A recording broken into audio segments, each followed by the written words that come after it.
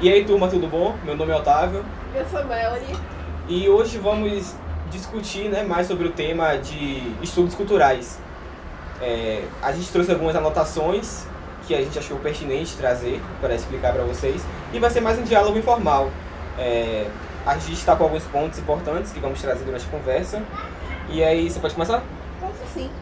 Bom, eu observei bastante durante o estudo desse livro que o tema foi muito abordado de que era no pós-guerra, no pós-revolução industrial, Primeira Guerra Mundial e Segunda Guerra Mundial.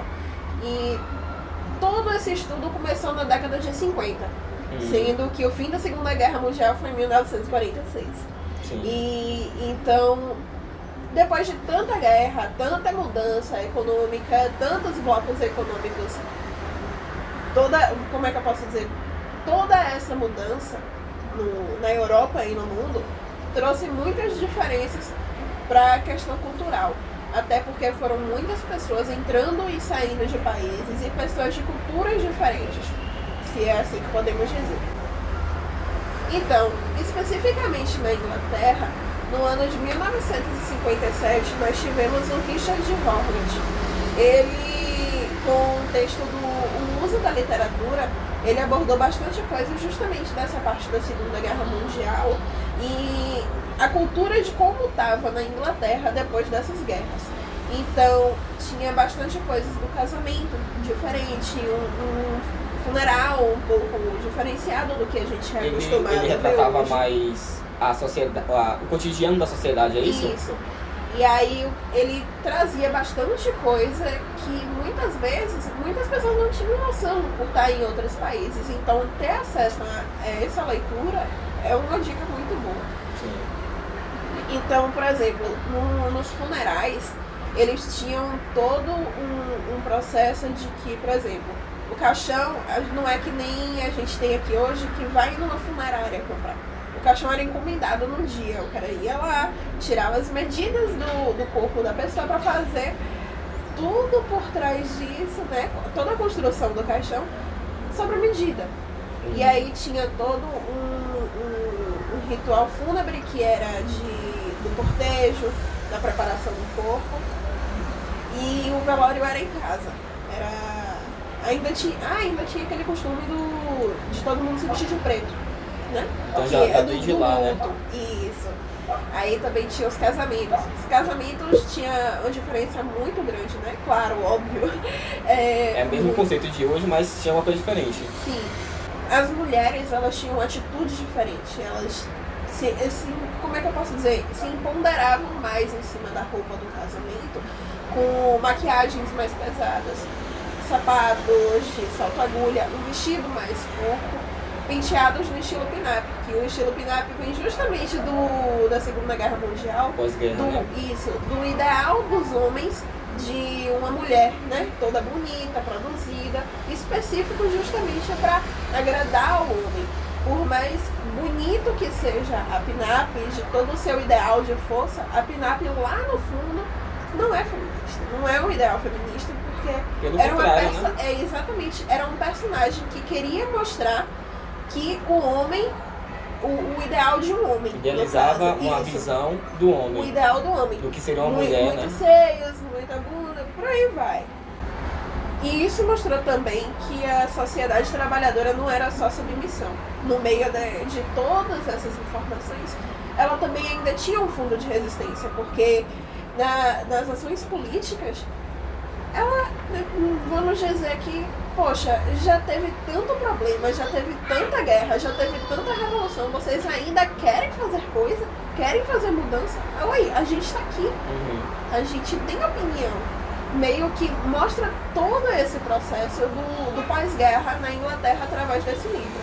Que antigamente, o que era retratado, o que estava em pauta, digamos assim, era a classe alta, né? Sim. E o proletariado não era visto de tal forma. E foi aí que entrou a Revolução Industrial. Sim. Justamente. Começou a mostrar o valor da classe mais baixa e meio que tirar o foco da burguesia que estava em ascensão, digamos assim. Sim. A gente também vai ter Reynold Williams com Cultura e Sociedade, que foi em 1959.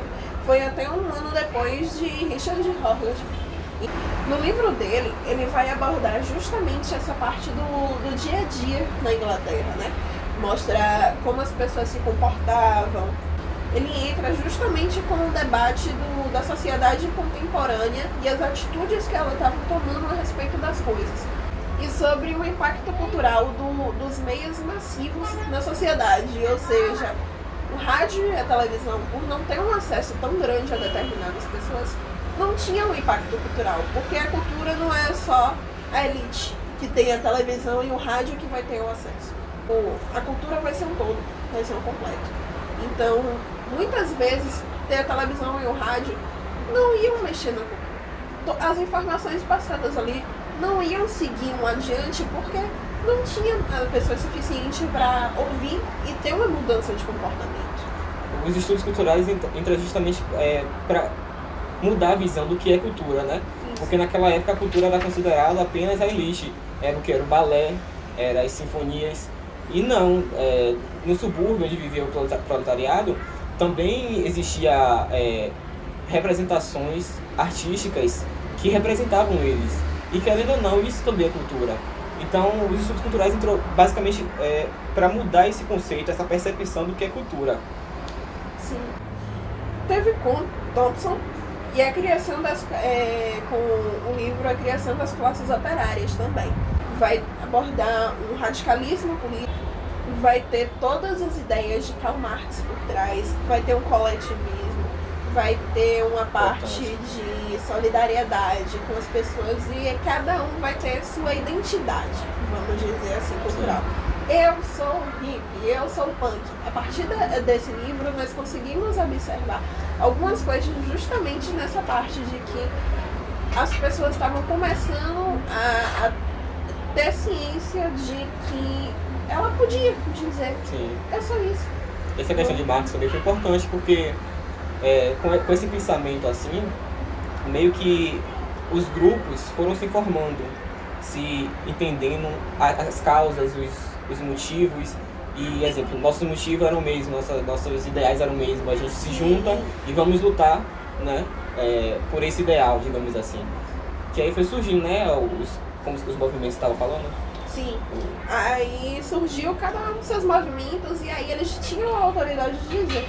Então, a partir desses 3 pensadores que escreveram esses livros, que foram muito importantes nessa parte da antropologia da história, né? Veio o Center for Contemporary Cultural Studies, que é o CCCS, que foi uma escola justamente para todo esse estudo cultural e o desenvolvimento de pesquisas a partir disso. Teve também o Stuart Hall, que ele incentivou bastante essa parte da investigação dessas subculturas, para justamente não ficar essa ideia de subcultura tão distante de toda a população do mundo. Então, aí a gente volta para o que eu tinha falado antes, que o movimento punk, o que é que a gente soube do movimento punk? Soube por causa de estudos, não chegou de graça no mundo. Teve que se ter uma pesquisa por trás, tudo, para se ter noção, para ver que não era um bicho de 7 cabeças, e ter uma noção de que era um movimento político, necessariamente, com músicas mais agressivas, uma vestimenta justamente para mostrar chamativo assim, oi, eu tô mostrar aqui. Mostrar a voz, né, do movimento. Isso, para ter uma voz. E aí a gente entra também com a identidade cultural, através dele. Que depois de Thompson, realmente se afirmou, eu sou isso e eu vou assumir isso na frente de todo mundo. Claro, aí começou a surgir ainda mais a ideia de preconceito. Sim. Porque muitas vezes a pessoa era leiga, não sabia o que estava acontecendo. E ao invés de procurar saber, simplesmente tinha um preconceito, que é daí que vem a palavra. É um conceito antes de saber. E aí, a partir disso, gerou transtornos e por aí. Tentando trazer isso mais para a questão da América Latina, né? A gente citou 3 pilares, né? 3 pensadores que foram importantes para os estudos culturais. Já aqui na América Latina a gente vai ter dois mais famosos, que é Jesus Martín e Nestor Garcia, né? Sim. Que, parando para analisar, foi os dois pilares daqui da América Latina. Já no Brasil, a gente tem uma representatividade bastante forte com o Paulo Freire, que ele, indo, né, de aspectos comuns dos estudos culturais lá na Europa, ele trouxe a pedagogia do oprimido, que foi basicamente a mesma coisa, só que num contexto mais brasileiro mesmo, que ele tentou explicar de uma forma mais ampla, assim, de uma linguagem mais fácil, os impactos das culturas, né, que não eram tão valorizadas naquela época no Brasil, né? Enfim, que isso veio surgir lá para década de 80, 90, basicamente 90. Sim. E junto a isso também veio os estudos estudos de campos, né, de telenovelas, que foi quando surgiu as novelas, quando ficou mais famoso no Brasil as telenovelas. Até porque nessa época já começou a ficar mais acessível a televisão. Sim. Então as pessoas já estavam começando a precisar de uma representatividade, né? Sim. E assim, como todo mundo já tinha televisão, não era viável você fazer um programa televisivo que representasse somente uma classe, que era o que era bastante comum naquela época, novelas que retratavam apenas um lado da história, digamos assim. E com o tempo, com essas pesquisas, foram retratando outros aspectos da sociedade, que a gente tinha o quê? Modelos, advogados, empresários, e na mesma novela também o quê? Motoristas, empregados domésticos, Sim. enfim, todas as classes. A representatividade começou a aumentar. Isso. E trazendo assim para um lado mais resumido, os estudos culturais surgiu porque compreendeu que as comunicações de massa está sujeita a diversas e inúmeras interpretações, né? Porque antigamente tinha aquela premissa, aquela ideia, né? Que a mensagem atingiria todos, sem, sei lá, desqualificar setores sociais ou representatividade. Ou seja, se emitisse uma mensagem, ela ia atingir todo mundo igualmente. Mas não, é entender que cada pessoa, ela traz consigo uma história, uma identidade, entendeu? Cultural ou experiências diferentes. Basicamente isso, cada pessoa vai interpretar a mensagem de uma forma diferente, de acordo com sua cultura ou de acordo com o seu momento. Até por causa como é que eu posso dizer, das vivências da pessoa. Sim. Ela pode saber de coisas que eu não sei. Sim. E eu posso saber de coisas que ela não sabe. Sim. E aí tudo isso gera um conceito diferente. Eu vou dar um exemplo aqui para ver se fica mais didático. Você sendo negra e eu sendo branco, se eu mostro um filme comercial que aborda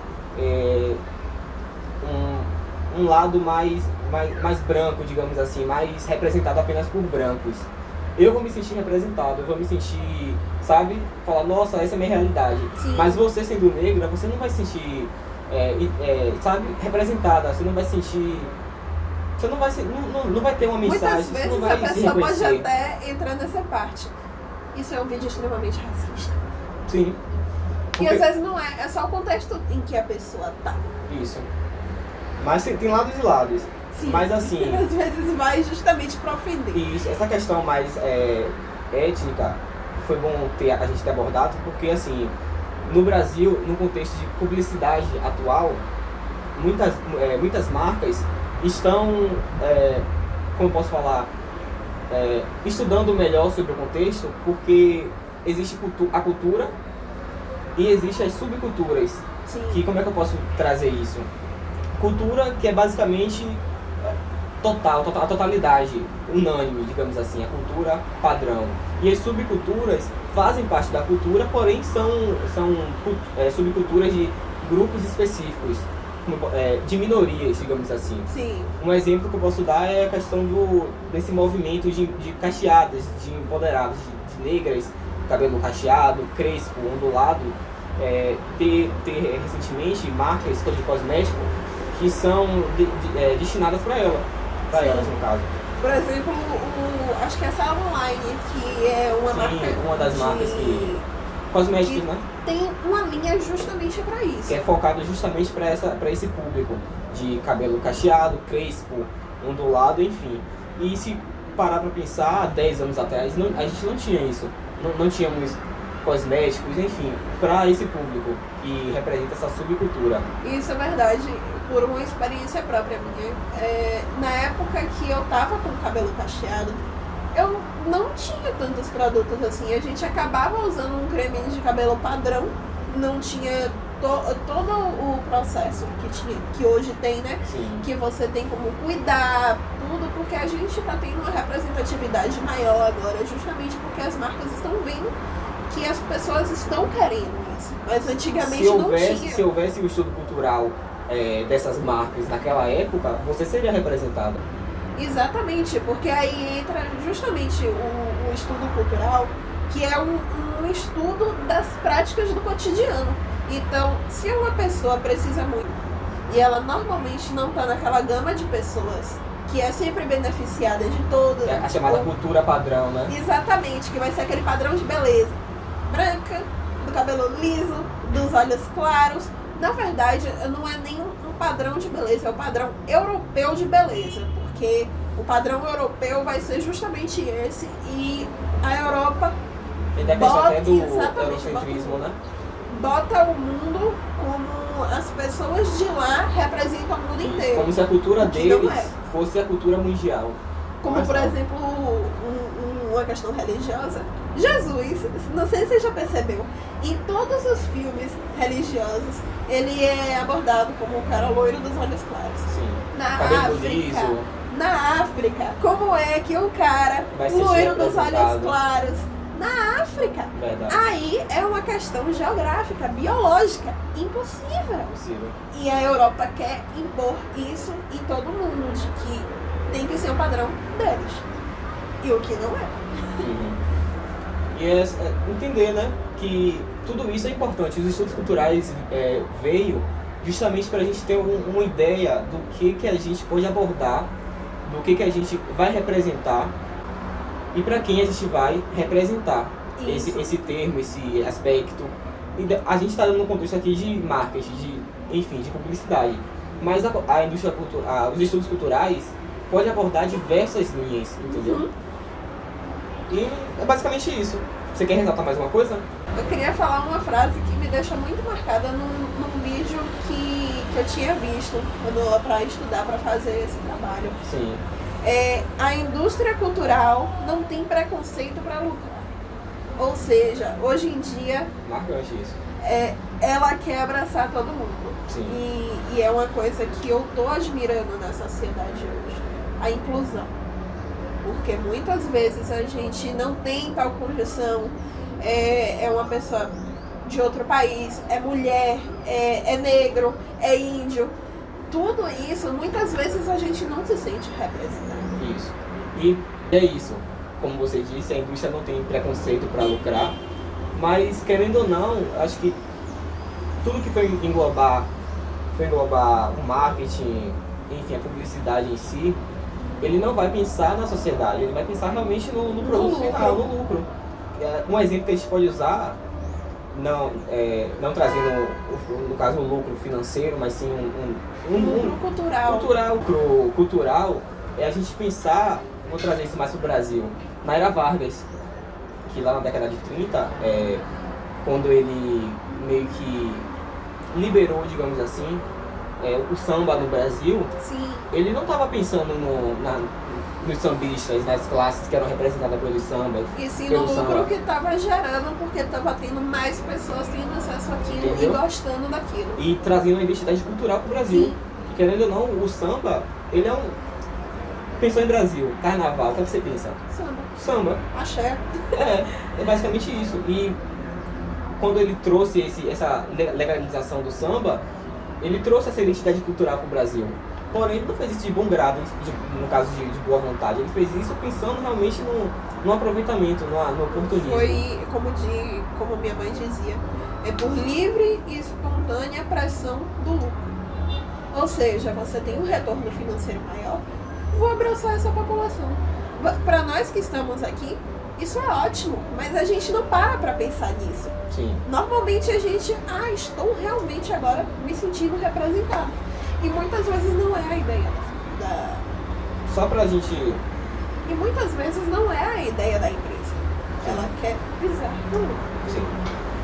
Então, só pra gente recapitular, eu queria saber, assim, o que é que você mais gostou de estudar esse assunto, né, os estudos culturais, desde o início até os dias de hoje?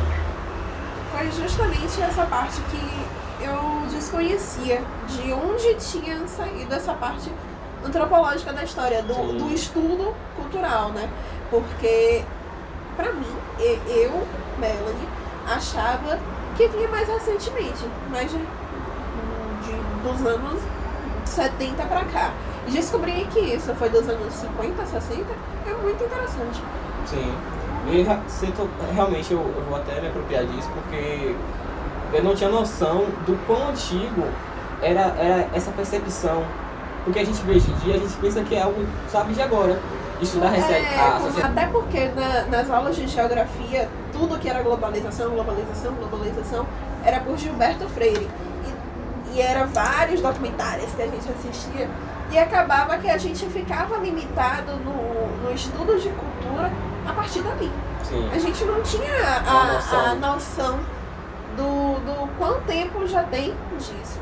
Verdade. E é basicamente entender a construção de como surgiu isso, né? Eu achei bastante interessante. Então a gente fica por aqui, né? Sim. Obrigado, Melanie. Obrigado por terem a paciência de assistir a gente aqui dialogando. E a gente espera, né, que vocês tenham entendido sobre o assunto, mais ou menos. Mais ou menos não, com propriedade até. Obrigado. Obrigada.